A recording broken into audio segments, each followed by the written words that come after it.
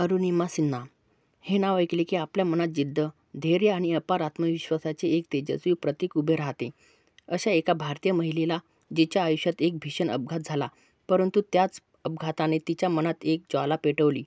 जगाला दाखवायचे की शारीरिक अपंगत्व माणसाला थांबवू शकत नाही, जर त्यांच्या इच्छाशक्ती असेल तर.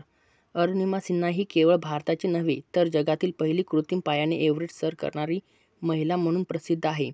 तिचे जीवन म्हणजे धैर्य, आत्मविश्वास, निर्धार आणि अदम्य इच्छाशक्तीचा एक अद्भुत प्रवास आहे. अरुणिमाचा जन्म 20 जुलै 1988 रोजी उत्तर प्रदेशातील आंबेडकर नगर जिल्ह्यात झाला. तिचे वडील आर्मीमध्ये होते आणि आई शिक्षिका होती. लहानपणापासूनच ती उत्साही, खेळाडू वृत्तीची आणि मेहनती होती. शाळेत असतानाच तिने विविध क्रीडा स्पर्धांमध्ये भाग घेतला आणि उत्कृष्ट कामगिरी केली. तिचा आवडता खेळ होता व्हॉलीबॉल आणि ती लवकरच राष्ट्रीय पातळीवरील खेळाडू म्हणून उदयास आली. तिचे स्वप्न होते की भारताचे प्रतिनिधित्व करावे आणि क्रीडा क्षेत्रात मोठे यश मिळवावे. तिच्या घरच्यांनी तिच्या या स्वप्नाला पाठिंबा दिला.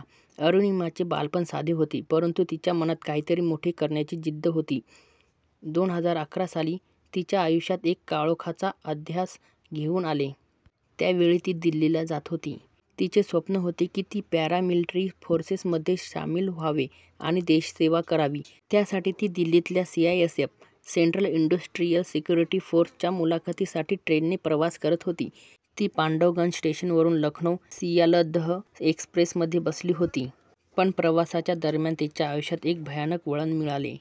काही गुंड ट्रेनमध्ये चढले आणि तिच्या गळ्यातील साखळी खेचण्याचा प्रयत्न केला. तिने विरोध केला आणि त्याच क्षणी त्या लुटारूंनी तिला जबरदस्तीने ट्रेनबाहेर ढकलून दिले. अरुणिमा ट्रेनबाहेर फेकली गेली आणि ती शेजारच्या ट्रेनवर पडली.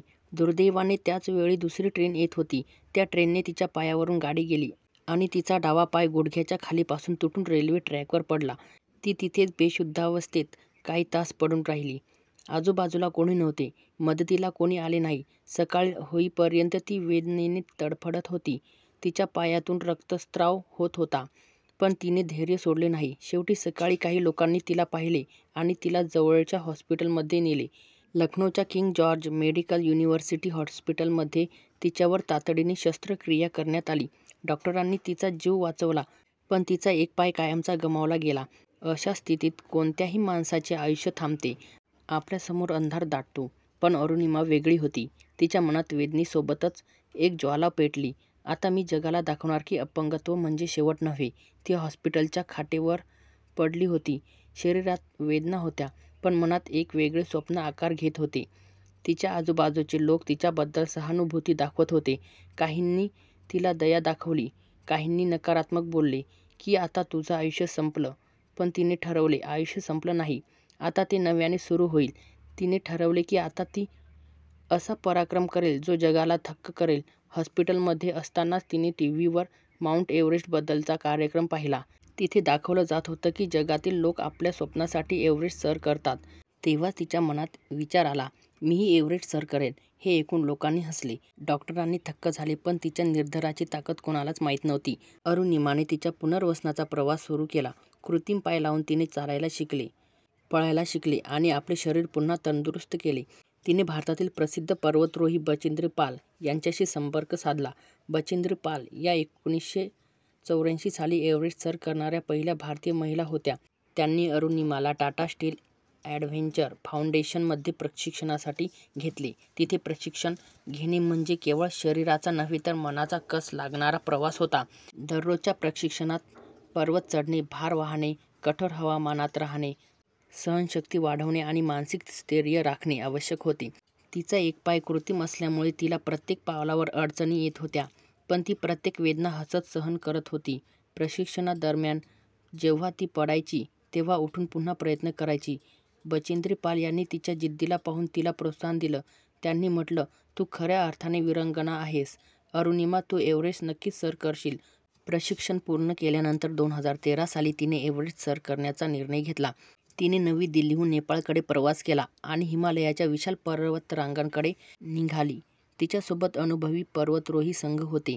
या प्रवासात प्रत्येक दिवस नव्या आव्हानांनी भरलेला होता. एव्हरेस्टचा मार्ग कठीण, धोकादायक आणि अत्यंत थंड हवामानाने व्यापलेला असतो. कमी ऑक्सिजन, हिमवादळे, बर्फाळ दरी आणि जीवघेणा उंचीवरचा थकवा या सर्वांचा सामना करत ती पुढे चालत राहिली. तिचा कृत्रिम पाय वारंवार बर्फात अडकायचा, पण ती हार मानत नव्हती. एकदा एका तंबूमध्ये वारा इतका जोरात होता की सगळे तंबू उडाले. तापमान -30°C पर्यंत घसरले. परंतु अरुणिमाने तो सगळा त्रास सहन केला. तिच्या शरीरात वेदना असल्या तरी तिच्या मनात एकच आवाज घुमत होता, मी एव्हरेस्ट सर केल्याशिवाय थांबणार नाही. अखेर 21 मे 2013 रोजी अरुणिमा सिन्हा हिने जगातील सर्वोच्च शिखर माउंट एव्हरेस्ट सर केले. त्या दिवशी ती जगातील पहिली कृत्रिम पाय असलेली महिला ठरली, जिने एव्हरेस्टच्या शिखरावर भारतीय तिरंगा फडकवला. तिच्या या पराक्रमाने संपूर्ण भारताला अभिमान वाटला. जगभरात तिच्या धैर्याची दखल घेतली गेली. तिला अनेक पुरस्कार, सन्मान आणि पदके मिळाली.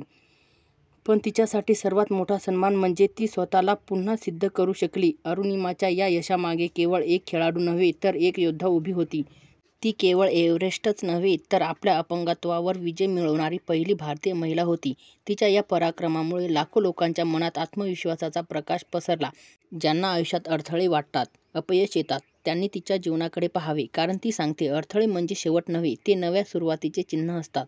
एव्हरेस्ट सर केल्यानंतर अरुणिमाने ठरवले की ती इतर शिखरेही सर करणार. तिला आता स्वतःसाठी नव्हे तर देशासाठी, इतर अपंग आणि दुर्बल लोकांसाठी काहीतरी करायचे होते. तिचे उद्दिष्ट होते, ज्यांना वाटते की ते काही करू शकत नाहीत, त्यांना दाखवायचे की माणूस इच्छाशक्तीने काहीही करू शकतो. तिने चाणक्य क्रिएशन फाउंडेशन या संस्थेची स्थापना केली, जी गरजू, अपंग आणि गरीब विद्यार्थ्यांना मदत करते. तिच्या भाषणांमधून, पुस्तकांमधून आणि कार्यक्रमांमधून ती आजही लोकांना प्रेरणा देते. तिचे आत्मचरित्र born again on the mountain हे पुस्तक जगभर वाचले जाते, ज्यात तिने तिच्या अपघातातून एव्हरेस्ट सर करण्यापर्यंतचा प्रवास भावनिक आणि प्रेरणादायी भाषेत मांडला आहे. पहिल्या भागात आपण पाहिले की अरुणिमाचे बालपण, तिचा अपघात, तिची जिद्द आणि अखेर एव्हरेस्ट सर करण्याचा तिचा अद्भुत प्रवास. हा सर्व प्रवास म्हणजे मानवी इच्छाशक्तीचे जिवंत उदाहरण आहे.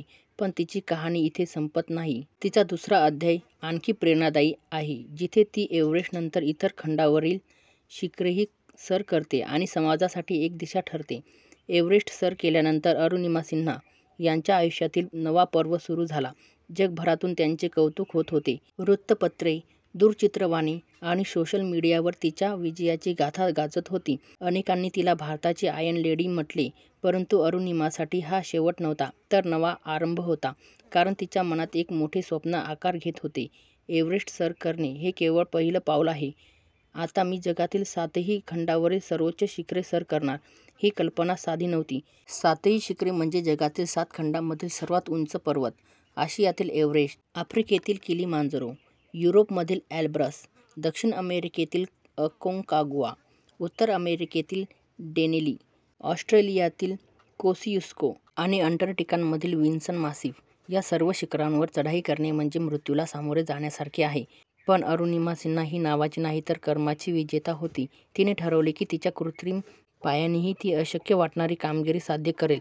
एव्हरेस्टनंतर तिने काही काळ विश्रांती घेतली. पण तिचे प्रशिक्षण थांबले नाही. ती दररोज सकाळी व्यायाम, धावणे आणि पर्वतारोहणाची तयारी करत राहिली. तिला माहीत होते की प्रत्येक शिखर वेगळ्या प्रकारचे आव्हान घेऊन येते.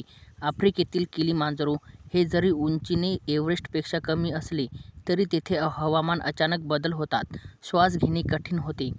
तिने 2014 मध्ये तिथे चढाई सुरू केली आणि अखेर त्या शिखरावर पोहोचून भारतीय ध्वज फडकवला. त्या क्षणी तिच्या डोळ्यात अश्रू होते. पण ते वेदनेचे नव्हते. ते आनंद, समाधान आणि देशाभिमानाचे होते. यानंतर तिने युरोपमधील एल्ब्रस पर्वत सर करण्याचा निर्धार केला. रशियातील हा पर्वत बर्फ आणि वाऱ्यांनी व्यापलेला असतो. अनेक वेळा मोहिमा हवामानामुळे रद्द होतात. पण अरुणिमाने त्याकडे दुर्लक्ष केले. ती म्हणते, ज्याने मृत्यूच्या तोंडातही हसले त्याला थंडीचा काय भीती. आणि खरोखरच तिने एल्ब्रस सर करून पुन्हा सिद्ध केले की तिची जिद्द कोणत्याही मर्यादेत बसणारी नाही. पुढील वर्षात तिने दक्षिण आफ्रिकेतील अकोंकाग्वा, ऑस्ट्रेलियातील कोसियुस्को आणि अंटार्क्टिकामधील विन्सन मासिफ अशी एकामागोमाग एक शिखरे सर केली. प्रत्येक ठिकाणी तिला नवे आव्हान होते. कधी ऑक्सिजन कमी पडणे, कधी पायाच्या कृत्रिम सांध्यात वेदना, कधी हवामानाचे संकट. पण ती प्रत्येक वेळी आपल्या मनाशी एकच संवाद साधायची, मी थांबणार नाही. आणि अखेर ती थांबली नाही. या सर्व मोहिमांदरम्यान अरुणिमाने केवळ शारीरिक शक्तीच नव्हे तर मानसिक स्थैर्यही दाखवले. पर्वतारोहण, म्हणजे केवळ शरीराची ताकद नव्हे तर मनाची शांतता आणि आत्मविश्वासाची कसोटी असते. शेकडो फूट उंचीवर बर्फाच्या अडकलेल्या पायासह ती स्वतःला प्रत्येक क्षणी आठवण करून द्यायची की तिच्या मागे लाखो लोकांची आशा आहे. ती केवळ स्वतःसाठी चढत नव्हती, तर त्या सर्वांसाठी लढत होती ज्यांना समाजाने कधी दुर्बल समजले. तिच्या प्रत्येक यशानंतर भारतात तिचे स्वागत मोठ्या थाटात झाले. सरकारकडून, विविध संस्थांकडून तिला पुरस्कारांनी गौरविण्यात आले. 2015 साली भारत सरकारने तिला पद्मश्री पुरस्काराने सन्मानित केले. हा सन्मान तिच्या धैर्याचा आणि देशाच्या केलेल्या प्रेरणादायी कार्याचा साक्षीदार ठरला. तसेच तिचे नाव लिम्का बुक ऑफ रेकॉर्ड्स आणि इंडिया बुक ऑफ रेकॉर्ड्स मध्येही नोंदले गेले. अरुणिमा सिन्हा फक्त पर्वत सर करणारी महिला नाही, तर ती एक समाजसुधारक आणि प्रेरणादायी वक्त्या आहेत. एव्हरेस्ट सर केल्यानंतर तिच्याकडे जगभरातून व्याख्यानांसाठी आमंत्रण येऊ लागले. ती शाळांमध्ये, महाविद्यालयांमध्ये, सैन्य प्रशिक्षण केंद्रांमध्ये आणि विविध संस्थांमध्ये जाऊन आपल्या अनुभवाची कहाणी सांगते. तिच्या भाषणांमध्ये ती सांगते की अपयश, अपंगत्व किंवा अडचणी या माणसाला थांबवण्यासाठी नसतात, तर त्याला मजबूत बनवण्यासाठी असतात. तिच्या शब्दांमध्ये अशी जादू असते की ऐकणाऱ्यांच्या डोळ्यातून अश्रू येतात, पण त्या अश्रूंमध्ये प्रेरणेची चमक असते. तिने born again on the mountain हे आत्मचरित्र लिहिले, ज्यात तिच्या अपघातातून ते एव्हरेस्टच्या शिखरावर पोहोचण्यापर्यंतचा प्रवास वर्णन केला आहे. हे पुस्तक वाचताना प्रत्येक पानावरून जिद्दीचा सुगंध येतो. तिने लिहिले आहे, जेव्हा मी ट्रेनखाली पडले आणि माझा पाय कापला गेला तेव्हा मला वाटले की माझं आयुष्य संपलं, पण त्याच क्षणी माझं दुसरं आयुष्य सुरू झालं, जिथे मी स्वतःला पुन्हा उभं केलं. त्यामुळेच या पुस्तकाचे नाव born again on the mountain ठेवले गेले, म्हणजेच पर्वतावर पुन्हा जन्म घेणं. तिच्या प्रेरणादायी कार्यामुळे अनेक तरुण तिचे अनुयायी बनले.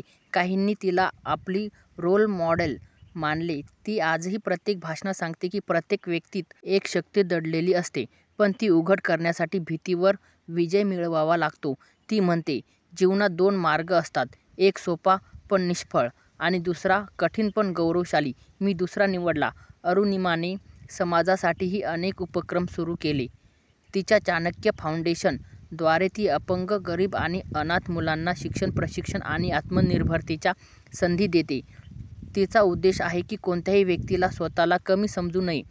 ती स्वतःच्या अनुभवातून सांगते की अपंगत्व हे शरीरात असू शकते, पण मनात नसावे. तिने अनेक अपंग युवकांना प्रेरणा दिली की त्यांनीही आपल्या क्षमतेनुसार मोठे स्वप्न पाहावे. अरुणिमाचा एक प्रसिद्ध वाक्य आहे, तुमचं आयुष्य दुसऱ्यांच्या सहानुभूतीवर नाही, तर स्वतःच्या प्रयत्नांवर उभं असतं. हे वाक्य तिच्या जीवनाचं सार सांगतं. तिचं संपूर्ण आयुष्य म्हणजे स्वतःवरचा विश्वास, प्रयत्नांची पराकाष्ठा आणि आशेचा उजेड. पर्वतारोहणातील तिची कामगिरी पुढेही सुरू राहिली. तिने ठरवले की ती संपूर्ण जगात भारताचा ध्वज फडकवेल.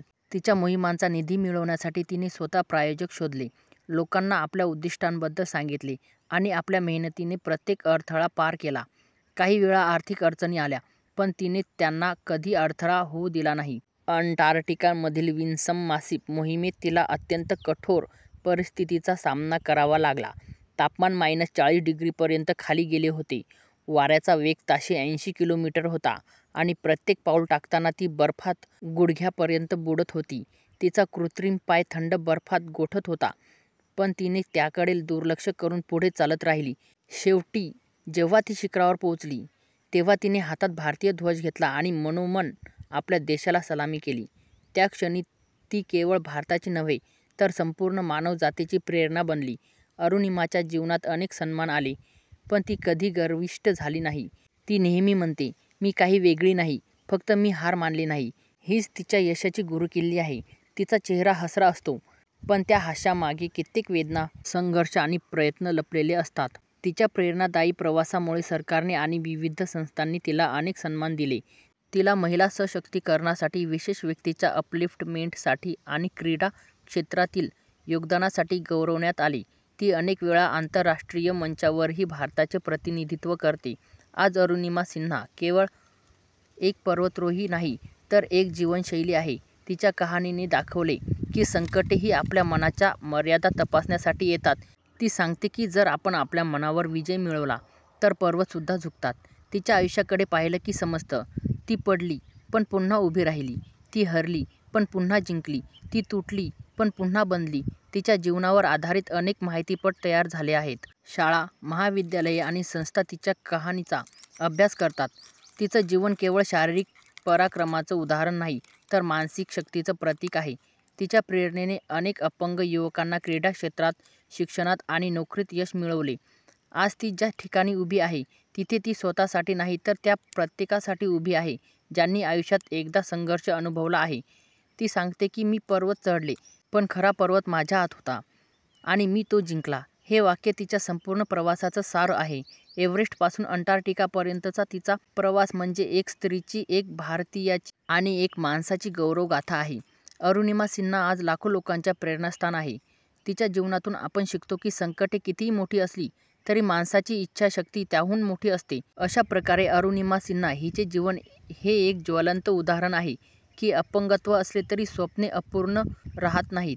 तिच्या प्रवासाने जगाला दाखवले की एखाद्या शरीराचा भाग गमावला तरी माणसाची आत्मा आणि निर्धार अजेय असतो. तिच्या कथेने प्रत्येक भारतीयाच्या हृदयात अभिमान निर्माण केला आहे. ती आपल्या प्रत्येक कृतीतून सांगते की देह हरला तरी मन जिंकू शकतं आणि मन जिंकलं की सगळं शक्य होतं.